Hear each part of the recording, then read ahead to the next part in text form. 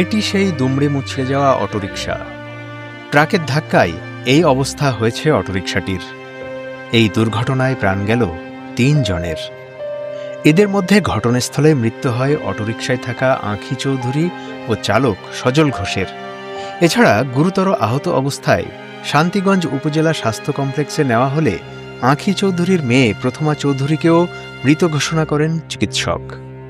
আপনার প্রিয় কাপড়ের যত্নে এলো এনজাইম সমৃদ্ধ Arik silver wash detergent powder 500 গ্রাম মাত্র 70 টাকা। প্রিমার্ক। ২৬ সেপ্টেম্বর শুক্রবার সকালে সুনামগঞ্জের শান্তিগঞ্জ উপজেলার পশ্চিম পাগলা ইউনিয়নের বাঘেরকোনা গ্রামের সিলেট সুনামগঞ্জ আঞ্চলিক সড়কে এই দুর্ঘটনা ঘটে।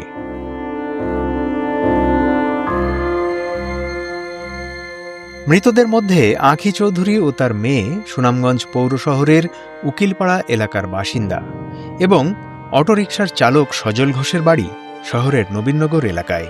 আমাদের স্কুলের ভক্ত সুনামগঞ্জ মন্দিরের অধীনস্থ আঁখি মাতাজি আর ওনার এক মেয়ে প্রথমা, তারা আপনার হবিগঞ্জ যাওয়ার উদ্দেশ্যে আপনার সকালে রওনা করছিলেন। পাগলার নিকটস্থ বাজারের অ্যাক্সিডেন্ট হয়েছে।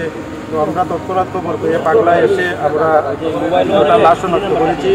ওনারা তিনজনই আমাদের স্কুলের ভক্ত।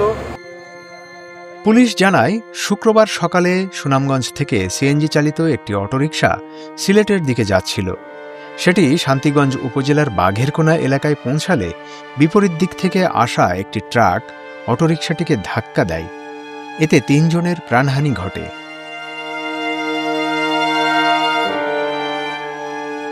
এ বিষয়ে শান্তিগঞ্জ থানার অফিসার ইনচার্জ আব্দুল আহাদ বলেন, ট্রাকটা আসতেছিল সিলেট থেকে সুনামগঞ্জের দিকে, আর সুনামগঞ্জ থেকে সিএনজি যাত্রী নিয়ে যাচ্ছিল সিলেটের দিকে।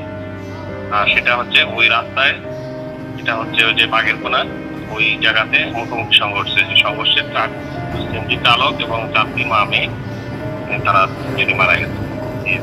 ট্রাক চালক আটক আছে। আপনার প্রিয় কাপড়ের যত্নে এলো এনজাইম সমৃদ্ধ Arik silver wash detergent powder 500 গ্রাম মাত্র 70 টাকা। প্রিমার্ক।